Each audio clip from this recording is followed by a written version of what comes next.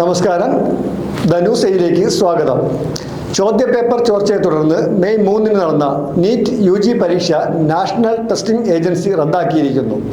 ചോർച്ച CBI അന്വേഷിക്കും. 3-ാം തീയതി നടന്ന പരീക്ഷയ്ക്ക് മുൻപ് പ്രചരിച്ച മാതൃകാ ചോദ്യക്കടലാസിലെ 410 ചോദ്യങ്ങളിൽ 135 എണ്ണം കെമിസ്ട്രി, ബയോളജി വിഭാഗങ്ങളിലായി യഥാർത്ഥ പരീക്ഷയിൽ ഉൾപ്പെട്ടതായാണ് രാജസ്ഥാൻ സ്പെഷ്യൽ ഓപ്പറേഷൻസ് ഗ്രൂപ്പ് കണ്ടെത്തിയത്. രാജസ്ഥാനിലെ സീക്കർ, ജയ്പൂർ, കോട്ട എന്നിവിടങ്ങളിൽ നിന്നും ഉത്തരാഖണ്ഡിലെ ഡെറാഡൂണിൽ നിന്നുമായി ഇതുമായി ബന്ധപ്പെട്ട് 12 പേരെ രാജസ്ഥാൻ പോലീസ് കസ്റ്റഡിയിലെടുത്ത് ചോദ്യം ചെയ്തു. സീക്കറിലെ എൻട്രൻസ് പരിശീലന സ്ഥാപനം വിദ്യാർത്ഥികൾക്ക് നൽകിയതായാണ് മാതൃകാ ചോദ്യക്കടലാസെന്നും ഇത് കേരളം, മഹാരാഷ്ട്ര, ഗുജറാത്ത് സംസ്ഥാനങ്ങളിലെ വിദ്യാർത്ഥികൾക്ക് കൈമാറിയിട്ടുണ്ടെന്നുമാണ് പോലീസ് വിശദീകരിക്കുന്നത്. 2.5 ദശലക്ഷത്തിലധികം വിദ്യാർത്ഥികളുടെ കഠിനാധ്വാനവും ത്യാഗവുമാണ് ഇതോടെ തകർന്നിരിക്കുന്നത്.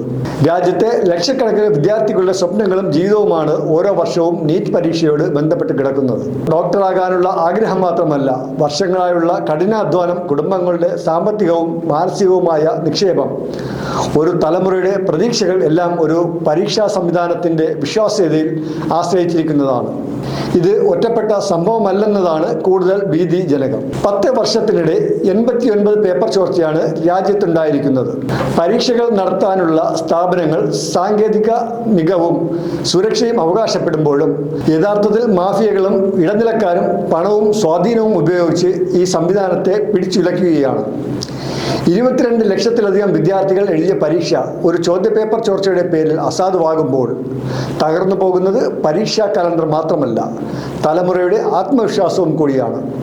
ഇതുവരെ ഓരോ വർഷവും ചോർച്ച ആരോപണങ്ങൾ ഉയർന്നിട്ടുണ്ടെങ്കിലും മുഴുവൻ പരീക്ഷകളും റദ്ദാക്കേണ്ട സാഹചര്യം ഇതാദ്യമാണ്. അതുതന്നെയാണ് പ്രശ്നത്തിൻ്റെ വ്യാപ്തി വ്യക്തമാക്കുന്നത്. കഴിഞ്ഞ വർഷം നീറ്റ് UGയുമായി ബന്ധപ്പെട്ട വിവാദങ്ങൾ രാജ്യത്തെ നടുക്കിയപ്പോൾ സർക്കാർ ആവർത്തിച്ചു പറഞ്ഞത് വ്യാപക ചോർച്ചയില്ലെന്നായിരുന്നു. അതിനുശേഷം കേന്ദ്ര സർക്കാർ മുൻ ISRO മേധാവി K. രാധാകൃഷ്ണന്റെ നേതൃത്വത്തിൽ സമിതി രൂപീകരിക്കുകയും CCTV നിരീക്ഷണം, ബയോമെട്രിക് പരിശോധന, GPS വാഹനങ്ങൾ, ജില്ലാ ഭരണകൂടങ്ങളുടെ നിരീക്ഷണം തുടങ്ങി നിരവധി സുരക്ഷാ നടപടികൾ പ്രഖ്യാപിക്കുകയും ചെയ്തു. എന്നാൽ ഇത്രയും സുരക്ഷാ വലയങ്ങൾ നടപ്പാക്കിയ ശേഷവും വീണ്ടും പരീക്ഷ റദ്ദാക്കി വരുന്നത് പ്രശ്നം സാങ്കേതികമല്ല, സംവിധാനപരമാണെന്ന യാഥാർത്ഥ്യത്തെയാണ് തുറന്നു കാട്ടുന്നത്. വിദ്യാഭ്യാസ രംഗം ഇപ്പോൾ വൻ കോച്ചിങ് വ്യവസായങ്ങളും ഇടനിലക്കാരും രാഷ്ട്രീയ സ്വാധീനങ്ങളും കൈയടക്കിയ മേഖലയായി മാറിക്കൊണ്ടിരിക്കുന്നു. കോടികൾ മറിയുന്ന ഈ പരീക്ഷാ സമ്പദ് വ്യവസ്ഥയിൽ സത്യസന്ധമായി പഠിക്കുന്ന വിദ്യാർത്ഥി മാത്രമാണ് ഏറ്റവും ദുർബലൻ. ഗ്രാമങ്ങളിൽ നിന്നും സാധാരണ കുടുംബങ്ങളിൽ നിന്നും വരുന്ന വിദ്യാർത്ഥികൾ കടമെടുത്തും ജീവിതം പണയം വെച്ചും പരിശീലനത്തിനിറങ്ങുമ്പോൾ പണമുള്ളവർക്കും ബന്ധമുള്ളവർക്കും ചോർന്ന ചോദ്യപേപ്പറുകൾ എത്തുന്നു. വിശ്വാസം സംരക്ഷിക്കാനാണ് പരീക്ഷ റദ്ദാക്കാനുള്ള തീരുമാനമെടുത്തതെന്നാണ് നാഷണൽ ടെസ്റ്റിംഗ് ഏജൻസി പറയുന്നത്. വിശ്വാസം ഇപ്പോഴും ശേഷിക്കുന്നുണ്ടോ എന്നതാണ് പ്രധാന ചോദ്യം. ഓരോ വർഷവും ആവർത്തിക്കുന്ന ചോർച്ചകൾ, റീടെസ്റ്റുകൾ, കോടതികൾ, കേസുകൾ, അന്വേഷണം എന്നിവ വിദ്യാർത്ഥികൾ സൃഷ്ടിക്കുന്നത് ഗുരുതര മാനസിക സമ്മർദ്ദമാണ്. ഒരു പരീക്ഷയ്ക്ക് വേണ്ടി വർഷങ്ങളോളം തയ്യാറെടുക്കുന്ന വിദ്യാർത്ഥികൾക്ക് ഇത് വെറും തീയതി മാറ്റമല്ല, ജീവിതത്തിന്റെ ദിശ തെറ്റിക്കുന്ന അനിശ്ചിതത്വവുമാണ്.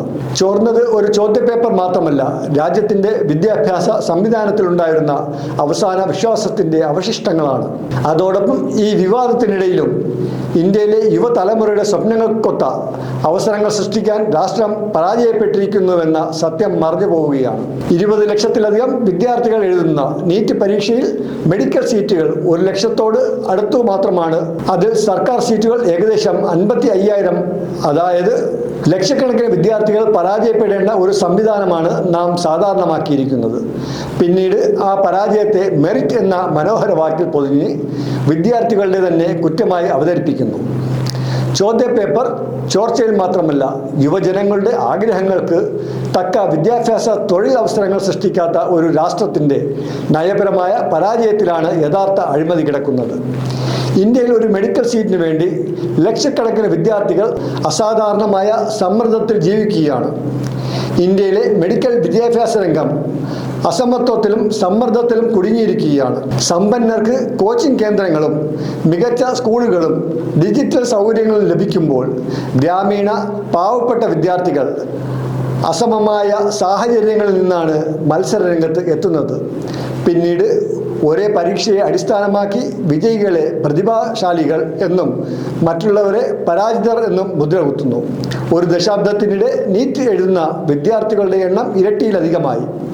അതിൽ മികച്ച സർക്കാർ മെഡിക്കൽ കോളേജുകളിൽ പ്രവേശനം നേടുന്നത് വളരെ ചെറിയൊരു വിഭാഗമാണ്.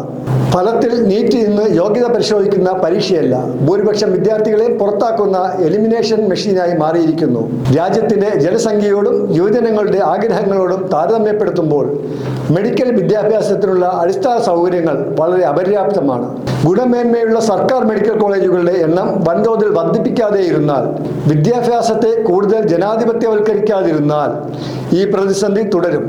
സർക്കാർ മെഡിക്കൽ കോളേജുകളിലും സർവകലാശാലകളിലും തൊഴിലവസരങ്ങളും ഗണ്യമായി വർദ്ധിപ്പിക്കണം. വിദ്യാഭ്യാസത്തെ ഒരു വിപണിയായല്ല, പൊതു അവകാശമായി കാണുന്ന രാഷ്ട്രീയ കാഴ്ചപ്പാട് വേണം. അല്ലെങ്കിൽ ഓരോ വർഷവും പുതിയ ചോർച്ചകളും പുതിയ പ്രതിഷേധങ്ങളും ആവർത്തിക്കും. ഒരു ഭരണകൂടം സ്വന്തം ജനതയോട് കാണിക്കുന്ന ഏറ്റവും വലിയ അനീതി അവരുടെ സ്വപ്നങ്ങളെ ഉണർത്തി അവർക്കതിലേക്ക് എത്തിച്ചേരാനുള്ള വഴികൾ അടച്ചിടുന്നതാണ്. ഇന്ത്യ ഇന്ന് ആവർത്തിച്ചുകൊണ്ടിരിക്കുന്നതും അതുതന്നെയാണ്. ഒരു തലമുറയുടെ സ്വപ്നങ്ങളെ മുച്ചൂടും തച്ചു കെടുത്തിക്കളയുക എന്നതാണത്.